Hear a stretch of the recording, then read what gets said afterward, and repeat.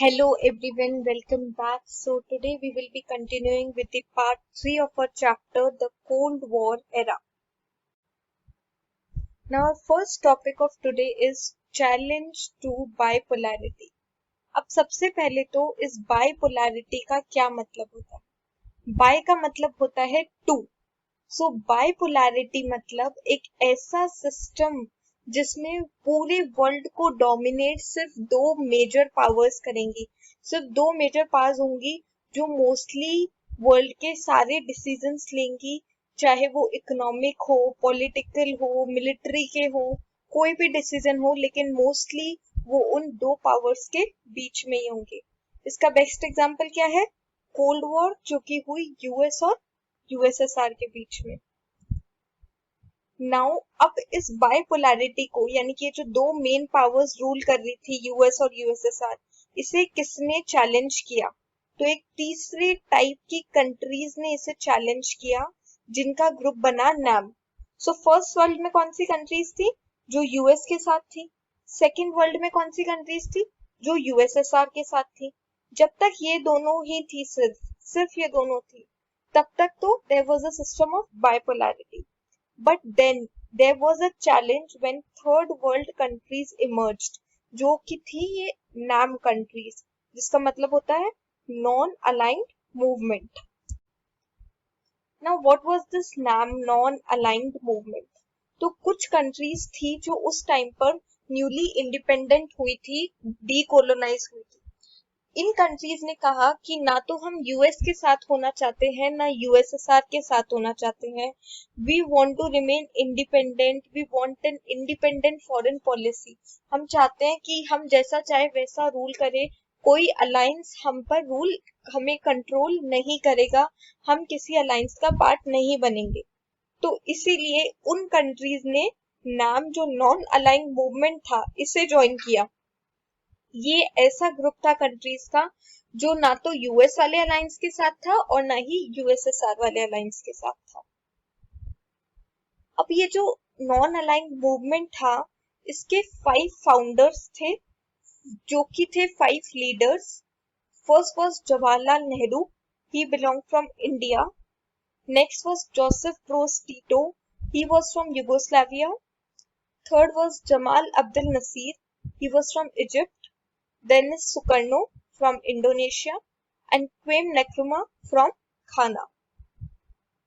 अब ये जो नाम था, इसका जो फर्स्ट समिट था, जो फर्स्ट इनकी जो मीटिंग हुई थी, जो समिट हुआ था, वो हुआ था बेलग्रेड में. कब हुआ था? 1961 में हुआ था. और इसको 25 मेंबर कंट्रीज ने अटेंड किया.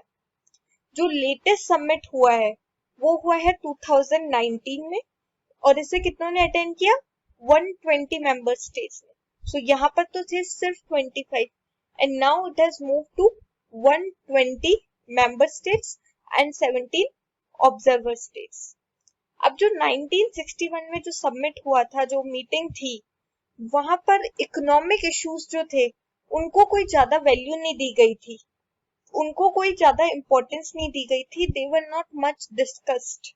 लेकिन मिड 70s तक जो इकोनॉमिक इश्यूज थे, वो सबसे ज्यादा इंपॉर्टेंट बन गए. They were the most important issues to be discussed at NAM summits. अब जैसे जैसे NAM ग्रोथ करता गया, नॉन अलाइनमेंट मूवमेंट बढ़ता गया, वैसे वैसे अलग अलग कंट्रीज इन्हें ज्वाइन करने लगी.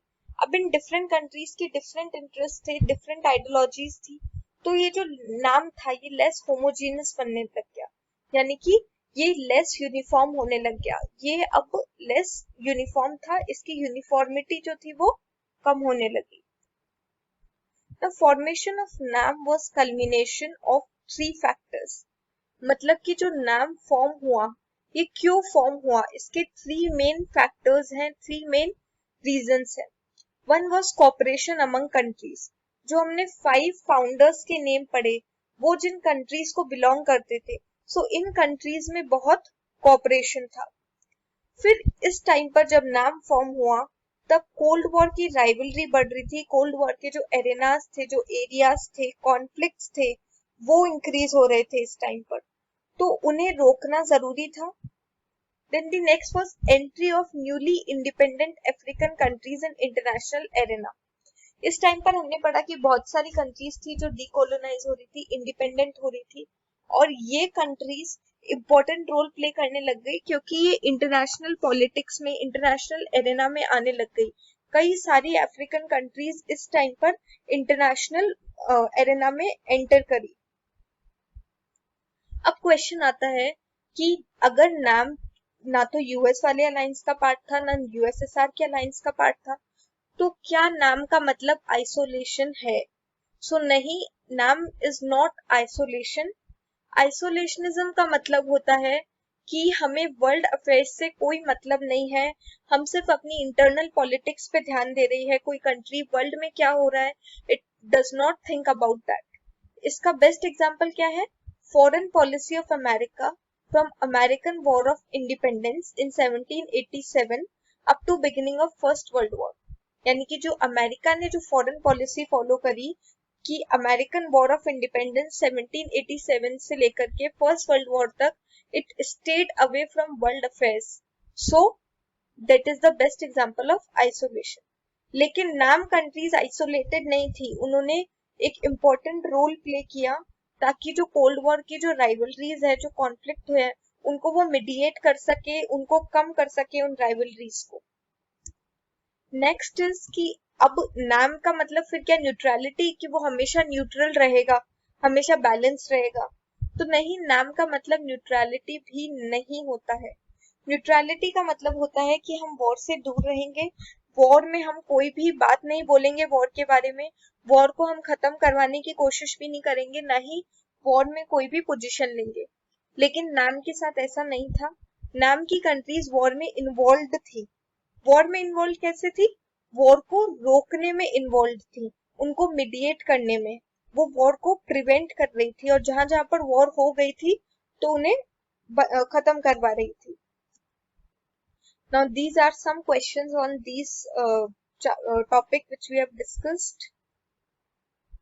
The yellow highlighter indicates the answers.